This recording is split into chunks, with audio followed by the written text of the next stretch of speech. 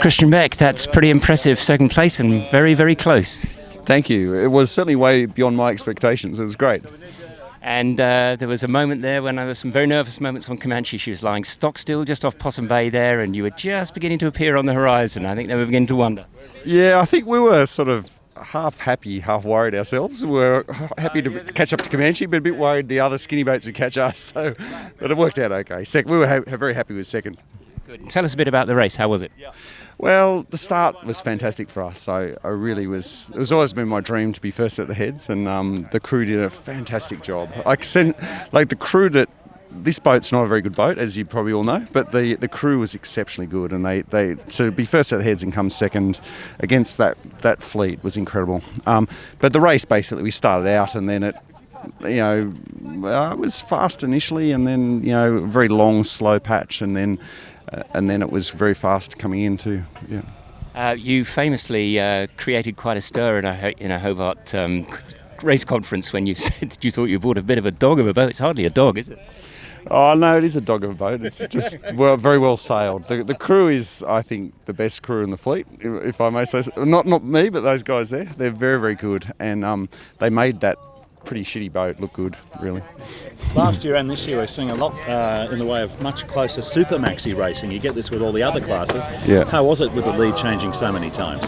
Well, I think it's exciting. It was great that you could see the boats most of the race. So it's so much better to be able to see other boats and just be by yourself. So I think the last 2 years have been very exciting, really. And will we see you back next year? Yeah, for sure. Yeah, Even though you said you slept for the first bit.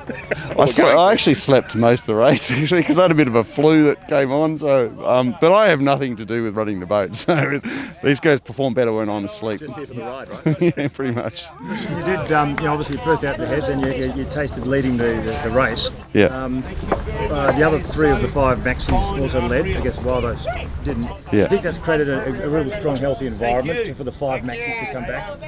Yeah, for sure. I think everyone having a go at the front is sort of does make people want to come back, I think. And I do think it did make it exciting to see all those change of leads and all that thing. And those boats, I mean, any of us could have won, really. It depends on the weather and stuff, but I think it's an exciting race, actually, with those 5 maxis, yeah. Just going back to the Derwent there, when Comanche was parked there for a while, yeah. We were up near there, and then suddenly your mainsail appeared, the blankness of the mainsail appeared. Did you feel that at that time you could catch Comanche, or did you feel it's still out of reach? It was pretty unlikely. You could hardly see them, and they were close. And they're a very similar boat to us, so if they're slow, we're slow, kind of thing. So they were worried. Yeah, well, it's easy to be worried when you're sitting there, but we were more worried about the boats behind us. We were hoping we could catch them, but it's pretty hard to do from that far back.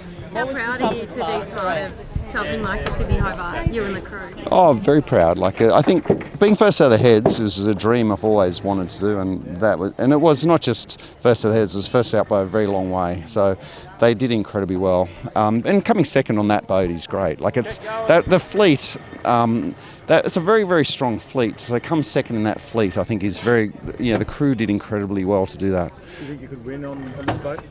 I think I gave it in these wins a 20% odds, and I think we had that chance. We really, because Comanche's a similar boat to us, we need them to make a mistake or us do something particularly good to get past them. And they went wide, we were inshore, so there was a bit of change in strategy. I think that was probably the right strategy for us, because I think we would have been further behind if we followed them offshore.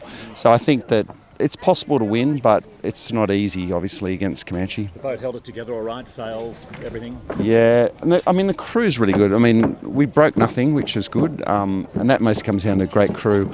But the boat is solid. It's had a few things break over past years, and they've been fixed up. It's a very strong, heavy boat. So.